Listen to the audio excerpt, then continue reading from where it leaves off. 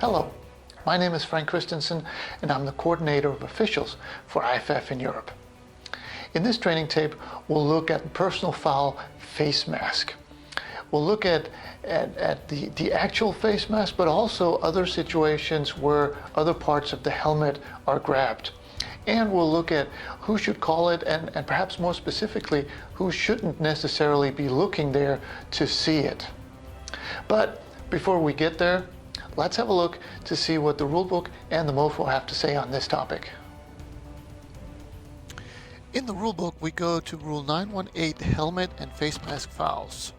Article 8A, no player shall continuously contact an opponent's face, helmet, including the face mask, or neck with hand or arm, and the exception is by and against the ball carrier or simulated ball carrier. B goes on, no player shall grasp and then twist, turn, or pull the face mask, chin strap, or any helmet opening of an opponent. It is not a foul if the face mask, chin strap, or helmet opening is not grasped and then twisted, turned, or pulled. When in question, it is a foul. In the MOFO, we go to 3-3 contact fouls. Number 11. A. Incidental grasping in a pile of players should not be called unless there's twisting that makes it a 15-yard penalty. And B says, remember that a face mask foul involves grasping the helmet or face mask, not simply touching it. And finally, when in doubt principles. When in doubt, the face mask, chin strap, or helmet opening has been grasped, then twisted, turned, and pulled. And that was the book. Now let's have a look at some game film. In this first play, the face mask is going to happen to the quarterback, so he is in the pocket, and right there he's going to get pulled. Now it's called by both the referee and the center judge, and the quarterback is in the pocket, so he would still be the responsibility of both the referee and the center judge.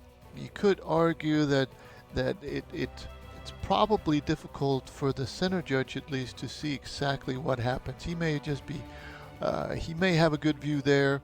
I would also think that certainly the line judge would have a good view, and based on this formation, the center or the line judge, since he doesn't have any key, he would be looking at the tackle, the wing back, into that area, and it is actually the wing back's opponent who does the face mask. So line judge certainly could be involved in this, but certainly a very good one to get.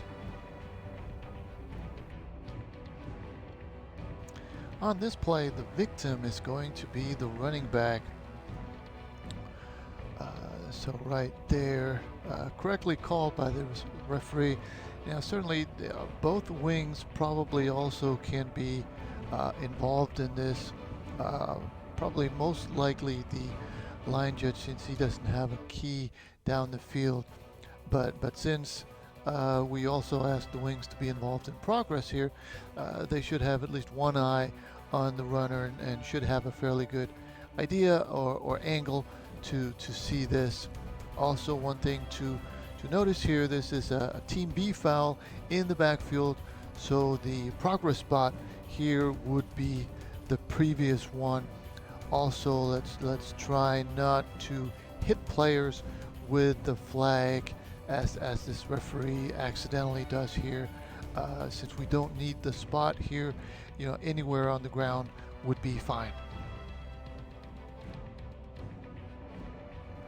In this example, the referee does a really good job of cleaning up, because he may be, we can't really see what the angle is for the wings, but they may be blocked on this, and he just may have the only good angle to it. Now, I'm not saying that we want the referee to follow the running back, certainly not when he crosses the line of scrimmage, but here he does a good job of, he has the perfect angle here, and he does a good job of cleaning up and picking this up, because missing this would be a big deal. This next one is very interesting in terms of focus. So we have the play here, and then the defensive end reaches out and grabs a face mask. So the call is correct. The interesting part is who calls it and who doesn't call it. So right now, right there, this would be in the area of the linesman and the center judge. So we would expect those two officials certainly to have a flag, and interestingly enough, neither one has a flag here. On the other hand, it is called by the umpire and the side judge, and it is somewhat unusual for those two officials to be looking at the runner while the runner is still in the offensive backfield. So before you go ahead and pat yourself on the back for making a call like this, if you were on the backside, or in this case a deep official or an umpire, make sure that nothing happens in your area that you need to be looking at. Now obviously we're happy that this gets called, but for example, for the umpire, is there nothing happening between you and the runner that you need to be looking at and that nobody else will be looking at while you are focusing in on the runner?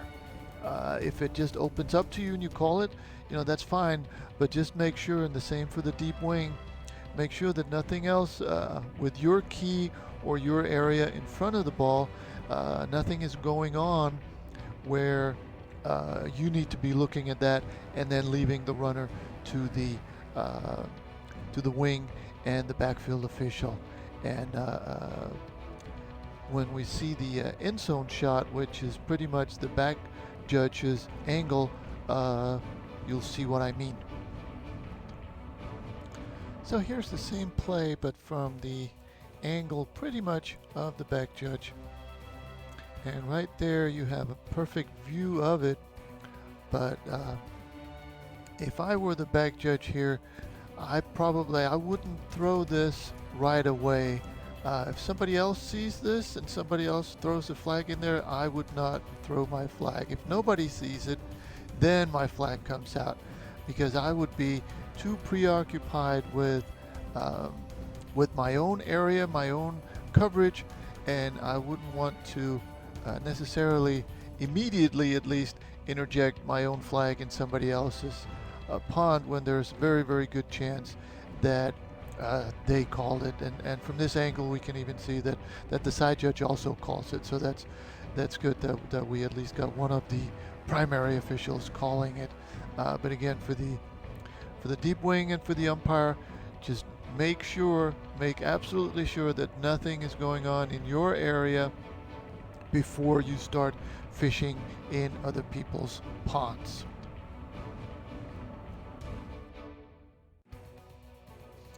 Once again here, the running back is going to be the victim, but this is an interesting play for a number of reasons. So the referee has a flag, the line judge here at the bottom of the screen has a flag, but for the referee and his focus is interesting, because he keeps his focus on the running back.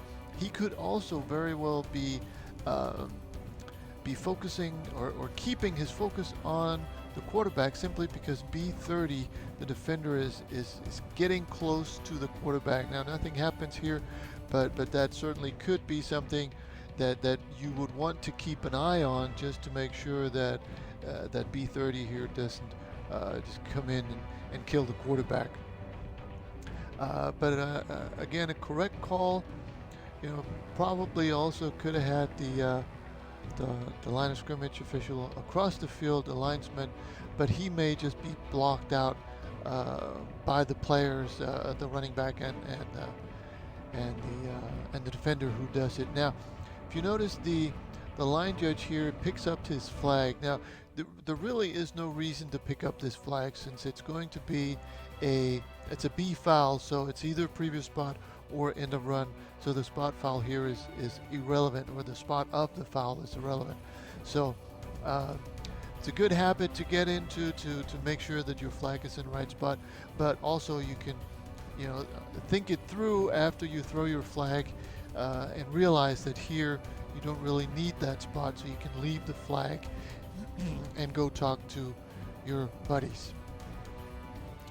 Here's the same play as the previous one, just from the end zone. You get a good look at what the referee sees. It certainly is a good call for a face mask. Just make sure, just like we talked about before, that when it happens that you're not responsible for looking at something else also. Here there's a potential against the quarterback, but I think that's fine to let them go since B30 lets up, and there's nothing really else that we need to be looking at. Possibly the pulling guard could be of interest as a referee, but again, a good call by the referee to be in on this personal foul face mask. We're now moving away from the actual face mask and moving on to other helmet openings. And this play is actually a legal play, even though it looks bad. So obviously if he grabs the face mask, that's a foul. If he grabs the chin strap, that's a foul. If he grabs the any other helmet opening, so the ear hole or the neck, or the back of the neck of the helmet, that would also be a foul. Here it's just very difficult to see that he's grabbing anything other than around the helmet. So if you don't know that he grabbed anything, we don't want to call this. If you are pretty sure that he grabbed something, now we're talking about a safety foul, and we're going to err on the side of safety and call it. Here, where we have an idea that he probably didn't grab anything, even though he is touching the helmet, then we're not going to call this at all. So this is a good no call.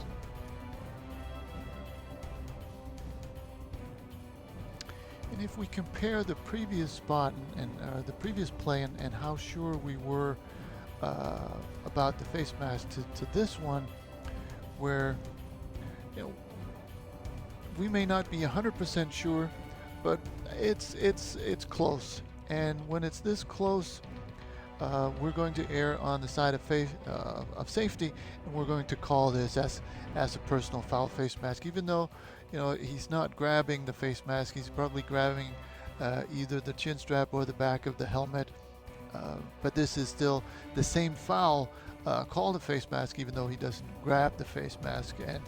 And I mean, this is a huge call. If we don't have a flag on this, we have a turnover instead.